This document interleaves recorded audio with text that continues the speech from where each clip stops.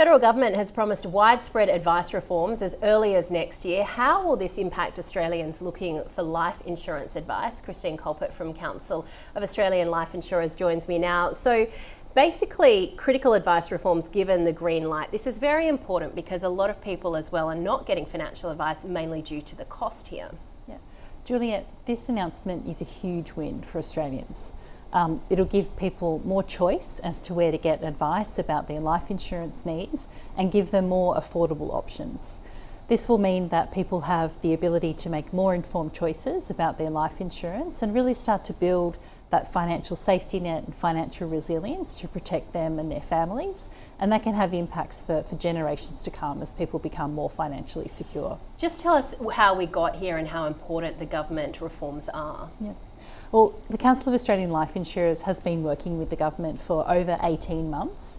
Our customers call into our call centres every day with simple questions about their life insurance cover. And we know that we need to give them simple advice about our own products when they ask for it at no additional cost. And that's the ask that we've put to the government. How critical is it that more people do seek advice in this space? And obviously the lower or no cost is going to help this a lot, but just in terms of protecting wealth and protecting what happens when you're no longer here. Yeah. So our research shows that around 30% of people in the last quarter thought about getting advice on their life insurance needs and just 8% got it. So this tells us that something's not right. There are not enough options for people to get that advice and make those informed choices. And we know how important life insurance is in terms of giving people peace of mind and underpinning those big life decisions like buying a house or having a baby, the kind of confidence that comes from making sure that your family is financially secure. I think everyone would know someone that unfortunately has had a terrible situation, and sometimes it goes to things like crowdfunding in order to help the family out. In your view and with your hat on as to where you sit, how important is it that people look at life insurance in case the unexpected does happen?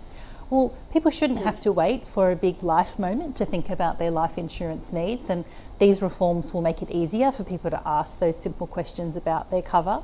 But, we would always encourage people at those big life moments to check in on their cover through their financial advisor, through their superannuation fund, or importantly, with their life insurer. So you say something like more than 40% of people want advice. How personalised is that advice that they want? Yep. So today, if someone rings in to their life insurer, we can only provide them with factual information like a quote or policy terms, but we're not really able to help give them the guidance that they need to make an informed choice. And often what that means is that they need to be referred through to a fully qualified financial advisor for a comprehensive plan. Now, not everybody needs or wants a comprehensive plan. Sometimes there just are those point in time questions about cover that people want answers to. And in a lot of other industries, that would be considered basic customer service, right? Providing information to help people make decisions. So this is what these reforms will enable, and we look forward to helping our customers. And do you think that there needs to be further reform once this comes to pass as well? What else are you working with the government on?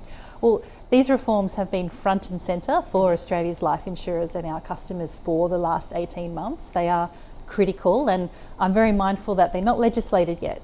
This announcement is really positive, very welcome across the sector, but we really want to make sure that that legislation is completed, introduced into the Parliament and passed so that we can start to stand up this new service and help our customers. And are you confident that that will happen?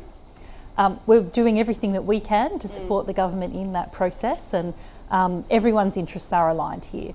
Our customers, the government, life insurers, we all want people to have access to the information that they need to build their financial resilience and have that financial safety net. 2025 though, an election year, is there a chance that potentially all the hard work could go to waste? Well, life insurers will continue to help their customers as best we can every day, but we will continue to make the case to government as well that people need more options to get financial advice, not just about life insurance, but retirement, investment. So we won't give up is the short answer. Now, there's some alarming statistic that something like, and I could be wrong here, but only 1 in 10 Australians actually receive financial advice, and I'm talking about broad financial advice. That does sound alarming. How would you like to see that gap measured or become more narrow? And I guess cost is one thing, but is there a mismatch between financial advisors and the number of people, or how do you see things? Yeah. Well, financial advisors do an amazing job every day helping their clients secure their financial future, generally with a comprehensive financial plan. But we know that there's only around 15,000 active financial advisors, and we have 13.5 million working age Australians who need some financial advice in order to set themselves and their families up for a secure financial future. So what these reforms will do is allow others in the market to step in and safely provide simple financial advice with all the right consumer protections and guardrails, but just expand the choice, expand the access, and make it more affordable in the process. And if these reforms do come to pass, what is the likelihood or hope in your view that those figures that I mentioned will jump significantly? Yeah. So the broader package definitely contains things that will make it easier for financial advisors to run their businesses, and we fully support those. We embrace that work. But we're talking about the many thousands of customers that ring into our call centres every week and every month with those simple questions, and to be able to get them the advice and information that they need will be really important so that they're set up with the cover that suits them.